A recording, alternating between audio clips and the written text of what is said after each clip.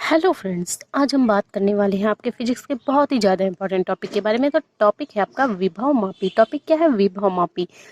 Potential meter. इससे पहले वाले वीडियो में हमने क्या किया था? इससे पहले वाले वीडियो में हमने मीटर सेतु का वीडियो बनाया हुआ है, तो आप प्लीज़ उसको भी चेकआउट कर लेना। तो यहाँ पे हम बात करने वाले हैं। चलिए सबसे पहले बिना टाइम वेस्ट किए विभव मापी को हम देख लेते हैं। तो सबसे पहले बात करें इसका सिद्धांत। विभव मापी का सिद्धांत किस बेस पे कार्य करता है? तो विभव मापी के सिद्धांत में हम क्या ज्ञात कर सकते हैं? या तो सेल का विद्युत वाहक बल ज्ञात कर सकते हैं, पॉइंट 1 सेल का विद्युत वाहक बल हम ज्ञात कर सकते हैं, या दो बिंदुओं के बीच हम विभवांतर विभव मापी द्वारा ज्ञात कर सकते हैं। ठीक है, तो बात करें इसकी रचना की, तो चलिए इसकी रचना देख लेते हैं। तो रचना इसकी कैसे होगी कि विभव मापी कैसे बनता है? इसमें क्या होता है, इसमें 4 से 12 मीटर का लंबा मैग्नीन अथवा कांस्टेंटन का तार होता है। इसको हम ए बी नाम देते हैं। इसमें एक बैटरी, कुंजी, धारा नियंत्रक तथा एक सेल और गैल्वेनोमीटर लगा होता है, और एक जॉकी भी लगा होता है। गैल्वेनोमीटर को हम जॉकी से कनेक्ट करके पाठ्यांक ज्ञात करते हैं। किसका पाठ्यांक ज्ञात करते हैं? कि हमें कितना प्रतिरोध देना है, तो हम उसे धारा का मान ज्ञात करते हैं। तो चलिए एक बार फिर से इसका सिद्धांत और रचना देख लेते हैं। तो सिद्धांत क्या बोल रहा है? सिद्धांत बोल रहा है कि हम सेल का विद्युत वाहक बल ज्ञात कर सकते हैं। इससे किससे? विभव मापी से। या दो बिंदुओं के बीच हमें विभवांतर विभव मापी से कैसे ज्ञात करना है, उसको हम विभव मापी द्वारा ज्ञात कर सकते हैं। तो बात करें इसकी रचना की कि इसकी रचना कैसे हुई, विभव मापी की रचना कैसे हुई, तो चलिए देखते हैं। विभव मापी में क्या होता है? 4 से 12 मीटर लंबा मैग्नीन अथवा कांस्टेंटन का तार लगा होता है। इसको हम ए बी नाम देते हैं। इसमें एक बैटरी, विभव मापी में एक बैटरी लगी होती, कुंजी लगी होती, धारा नियंत्रक लगा होता है तथा एक सेल और गैल्वेनोमीटर लगा होता है, और एक चौकी भी लगा होता है। गैल्वेनोमीटर को हम जॉकी से कनेक्ट करके पूरे जो विभव मापी है, पूरा परिपथ, उसका हम पाठ्यांक ज्ञात करते हैं। तो चलिए फिगर देखते हैं, जिससे फिर इसकी हम संरचना आपको, इसकी मतलब क्रियाविधि कैसे कार्य करेगा, पहले फिगर देखते हैं, फिर उसकी क्रियाविधि हम आपको अच्छे से समझाएंगे। तो चलिए पहले बात कर लेते हैं इसके फिगर की। तो अभी आपने क्या किया? विभव मापी का सिद्धांत देखा, रचना देखा। अब बात आती है इसके फिगर की कि फिगर कैसे बनता है। तो इसमें क्या होता है? 4 से 12 सेंटीमीटर लंबा तार होता है, जिसको हमने क्या नाम दिया है? ए बी नाम दिया है। ठीक है, इसमें एक बैटरी लगी होती है, ये हमने अभी आपको रचना में बताया, संरचना में इसकी बताया। किसमें हम एक बैटरी लगाते हैं, कुंजी लगाते हैं। कुंजी किस लिए लगाते हैं? कुंजी हम मतलब कि जब ये परिपथ चालू है तो भाई कुंजी ऑन है, अगर हमें इसे बंद करना हो तो हम इससे कुंजी से ऑफ कर सकते हैं। एक धारा नियंत्रक लगाते हैं। धारा नियंत्रक आपका आर एच होता है। धारा नियंत्रक से क्या होता है कि हम कितनी वैद्युत धारा इस परिपथ में दे रहे हैं, उससे हम इसको धारा कंट्रोल करते हैं। किसके द्वारा? धारा नियंत्रक के द्वारा। ठीक है, तो अब इसको हम किससे कनेक्ट करते हैं? यहाँ ए बी से पूरे परिपथ को कनेक्ट करते हैं। नीचे हम क्या करते हैं? एक सेल लगाते हैं। सेल आपका है ई, सेल ई लगा हुआ है। तो आप देखिए कि इसका प्लस वाला सिरा, बैटरी का प्लस वाला सिरा, और जो इस सेल का प्लस वाला सिरा, इसको हम किससे कनेक्ट करते हैं? ए से कनेक्ट करते हैं। ठीक है, और ये जो सेल है आपका ई, इसका जो माइनस सिरा है, इसको हम किससे? गैल्वेनोमीटर से कनेक्ट करते हैं। ठीक है, और इसका माइनस वाला सिरा हम कुंजी से कनेक्ट करते हैं। बैटरी का माइनस वाला सिरा हम कुंजी से और धारा नियंत्रक से कनेक्ट करते हैं, और सेल का माइनस वाला सिरा हम गैल्वेनोमीटर से कनेक्ट करते हैं। तो चलिए देख लेते हैं कि इसको हम, इसका पाठ्यांक कैसे ज्ञात करेंगे। अब बात आती है पाठ्यांक ज्ञात करने की। तो ठीक है, यहाँ से जब हम बैटरी से चार्ज देंगे, जब बैटरी से हम क्या करेंगे भाई, बात करें कि बैटरी में क्या होता है? एनर्जी होती है, चार्जिंग एनर्जी होती है। तो जब हम बैटरी को चालू करेंगे और ये जो स्विच है इसको ऑन करेंगे, ठीक है, तो धारा नियंत्रक तो अपना काम कर रहा होगा, धारा को कंट्रोल कर रहा होगा। तो ये धारा बहती हुई कहाँ आएगी? बिंदु ए पर आएगी। अब पहुंची धारा बिंदु ए पर, तो अब ये कहाँ जाएगी? ये यहाँ पे जाएगी। ये अब भाई ये तार कितना लंबा है? 4 से 12 मीटर लंबा तार है, तो धारा कहाँ बहेगी? तार ही में तो बहेगी। तो धारा बहने लगी आपके तार में। ठीक है, जब तार में बह रही है तो यहाँ पे 3 पॉइंट दिए हुए। कौन से? एक आपका J1, J2। तो आप जानते हैं कि जब भाई बात करें J1 क्या है? एक के जहाँ से धारा आ रही है उसके बहुत ही पास में है, तो इसका प्रतिरोध क्या होगा? सबसे ज्यादा। और फिर होगा कौन सा? J, इसमें प्रतिरोध थोड़ा कम।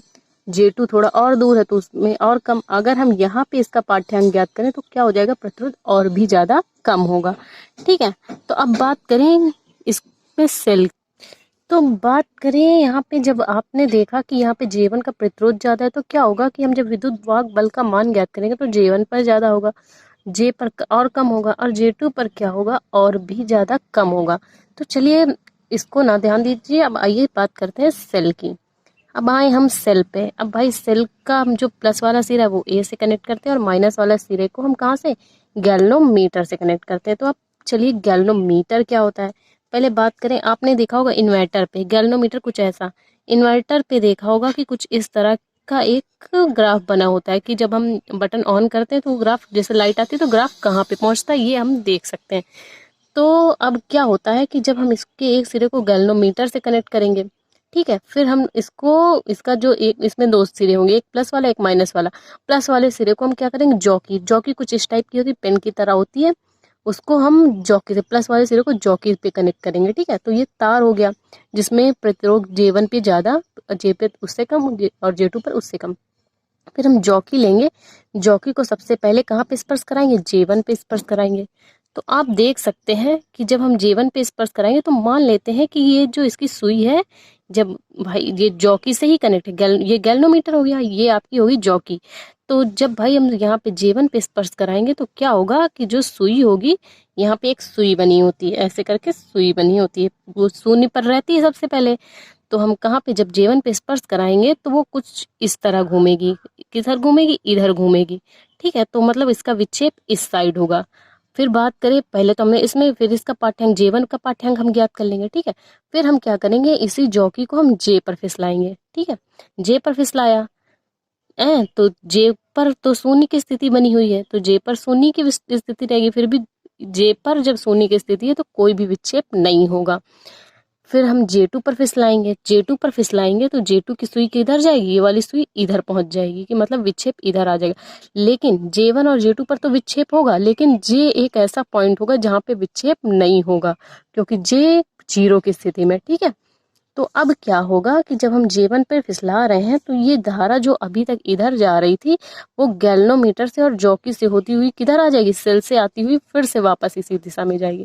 ठीक है, आप देख सकते हैं J1 से जो धारा है वो वापस आती हुई फिर से इधर सेल से जाती हुई फिर वापस चली जाएगी, और J पर जब फिसलाएंगे तो धारा फिर से ऐसे आती हुई फिर यहाँ से जाके फिर J2 पर पहुंच जाएगी। ठीक है, तो हमने सबसे पहले क्या किया, हमने पहले जॉकी को J1 पे फिसलाया, तो क्या हुआ कि जो सुई है वो इधर आ जाएगी।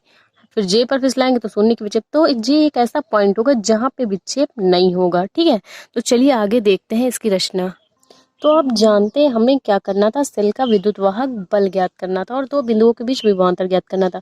तो हम क्या करेंगे, जब जॉकी को हमने इस पे फिसलाया तो वो 0 की स्थिति में आ गया, तो इस दशा में क्या होगा, A व J के बीच, जो A व J के बीच विभवांतर, सेल के, इनके A और J दो पॉइंट है, इनके बीच जो विभवांतर होगा वो सेल के विद्युत वाहक बल के बराबर होगा। ठीक है, तो अब मान लेते हैं कि इस पूरे परिपथ में जो धारा आपकी, जो धारा, ये धारा आपकी बह रही वो क्या है, I है।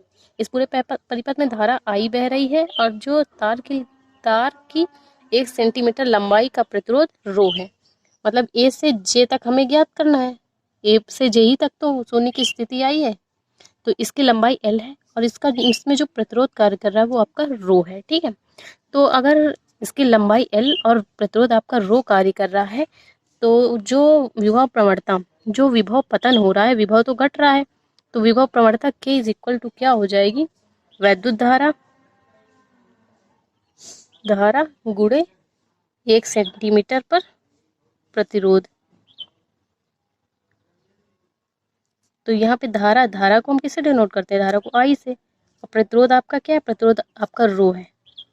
तो यहाँ पे K इज इक्वल टू क्या हो जाएगा, I रो। तो अब हम जानते हैं कि यदि AJ भाग की लंबाई कितनी है, L सेंटीमीटर हमने मापी, लंबाई L सेंटीमीटर है, तो इनके बीच जो विभवांतर होगा वो V है। तो विभवांतर V इज इक्वल टू क्या हो जाएगा, ये विभवांतर V इज इक्वल टू विभव प्रवणता मतलब विभव का पतन, कितना विभव तो कम हो रहा था ना, जब प्रतिरोध ज्यादा है तो विभव कम हो रहा था, तो विभव पतन गुणे लंबाई।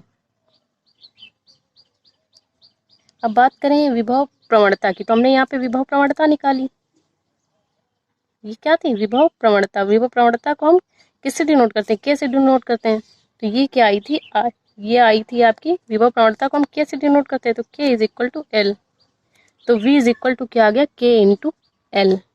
ठीक है, तो यदि शून्य विक्षेप की स्थिति में, किसमें, शून्य विक्षेप की स्थिति में सेल का विभवांतर V तथा विद्युत वाहक बल, अभी हमने बताया कि शून्य की स्थिति में विद्युत वाहक बल V और जो सेल का विद्युत वाहक बल है E, विभवांतर V और सेल का विद्युत वाहक बल E बराबर है, तो V इज इक्वल टू क्या हो जाएगा, E।